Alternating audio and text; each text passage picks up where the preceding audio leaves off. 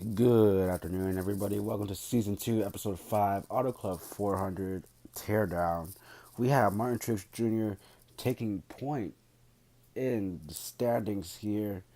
But let's get into the race first. We have basically the 78 dominating today, and well, let's just dig into it. First of all, we got the 78 leading lap 1. And then around lap 26, the first green flag start. So the 78 takes point when the stop cycle through around lap 22. The 4 and the 42 make contact, and the 4 hits the outside wall.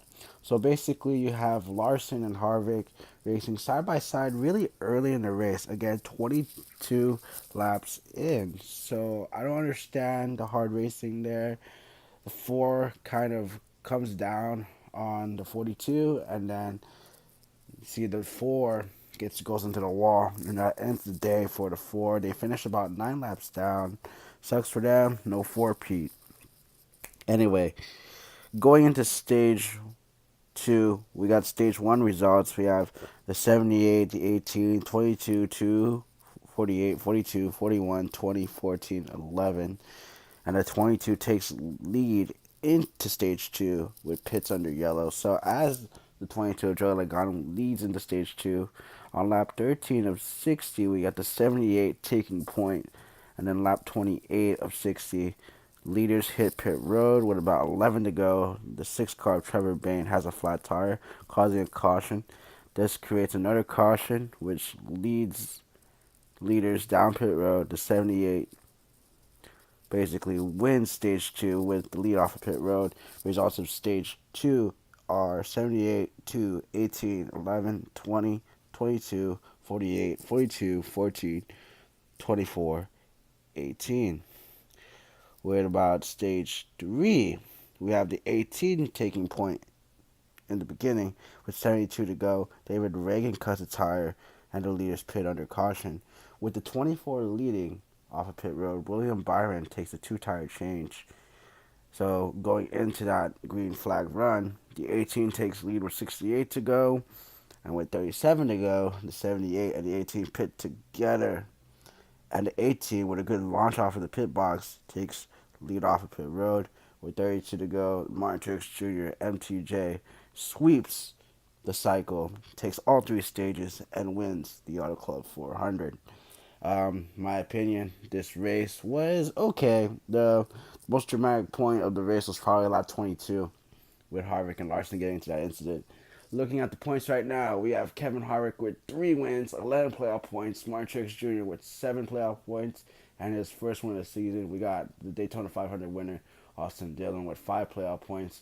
We have Kyle Busch with 1 playoff point. We got Joey Logano, Brad Keselowski with 1 playoff point, Ryan Blaney with 1 playoff point. 8th is Denny Hamlin. 9th is Kyle Larson. And your top 10 rounds out with Clint Bowyer. We will scroll down with these results here. Let's see. I'm looking at the results. So overall, this race hasn't been really well to a lot of people, but this race wasn't exciting. I don't. The racing was good. Don't get me wrong, and it just feels like the cars are too fast. We had good side by side racing at a point. The side draft always makes it exciting. The restarts always cool to watch. But I just really think that the racing in general, I'm gonna just keep complaining because I'm a fan, and I'm gonna call Eric here from Out of the Groove, and I didn't really like his opinion about if you're a real fan, you don't have a right to be cynical. Well, he went into detail about Lowe's leaving NASCAR, and honestly, I feel like it's a big deal. And if you guys obviously haven't known, Lowe's is leaving after this season. That's pretty crazy. I just feel like losing sponsors, like with that long tier run with Jimmy Johnson, Ganassi Racing, DeWalt. There's so many sponsors that has left. The only one that's like still here is Exalta that used to be DuPont. And where is NASCAR at? Not really the best. Like today's racing did not really prove the point that this product can portray to younger fans, and that's the point of NASCAR trying to be successful at the right now is trying to cater to the younger demographic. I have the results for 11 on down for the points. We have Eric Almirola, Kurt Busch, Eric Jones, Ryan Newman, Paul Menard, Bowman, Elliott, Stenhouse, Jimmy Johnson in the 19th, and we got Darrell Wallace Jr. rounding out the top 20. Make a note that Kurt Busch does have 2 playoff points. So that is your top 20 in points. I did run down the top 10 in each stage. But yeah, let's go back into the state of NASCAR. I did mention this in the Daytona 500 post race that there needs to be changes. And the changes, again, I will state them, at least one of them, is changing the schedule. Yes, putting more short tracks gives the smaller market more of an advantage, but it doesn't help out long term, in my opinion. But I think short track racing is the bread and butter of NASCAR. That's how it starts out. How it started out: dirt racing, short track racing, and a little bit of road course racing. I think that's what we need. Yes, we do need sponsors. We need sponsors who are willing to commit more, and we've seen that. Eric mentioned a lot of these sponsors from Furniture Row Racing. We have Bass Pro Shops, Auto Owners Insurance, Denver Mattress is still there. There's so many other sponsors. Monster Energy. This is their last year of being the sponsor, and last year was their first year. So what does that tell NASCAR? Maybe they just wanted. Maybe Monster Energy wanted a cheaper deal, and just go with a 2 year lease and see with a 3rd year option. Not sure if they have that in their contracts or not, but there's a there's got to be a way to fix NASCAR, man. Like, what we can't really care to the fans because as a fan, we do tend to complain a lot of like the cars, and the cars definitely do need a revamp too. They need to look like the street cars. There's too many regulations. Like there's this new rule about the practice if the qualifying doesn't go as well as this week, everybody who didn't qualify was going to be on new tires. But they changed the rule that you can have that. You can start on new tires if that happens again.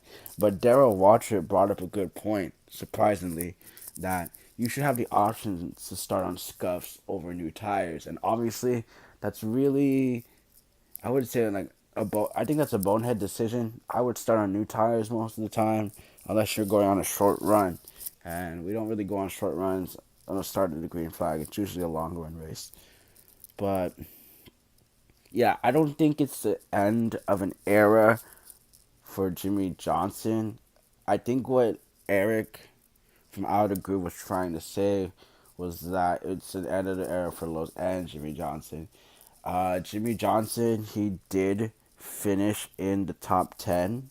He was the highest finishing Hendrick car. Chase Elliott didn't even finish well either. He was down by a lap. So I don't know what the heck's going on there, but it's good to see Jimmy Johnson getting back into that form. We are heading to Martinsville, and I do believe that Jimmy Johnson will win at Martinsville. That is my pick for this weekend. Don't be surprised if Denny Hamlin squeaks in either. So those are my 2 picks. My dark horse. Well, my dark horse. Darrell Wallace Jr. I'm gonna give a shot to Darrell Wallace Jr.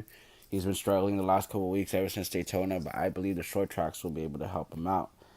So overall, this Auto Club Street Day race, I'm gonna give it like really a 6 out of 10. Not the most entertaining race.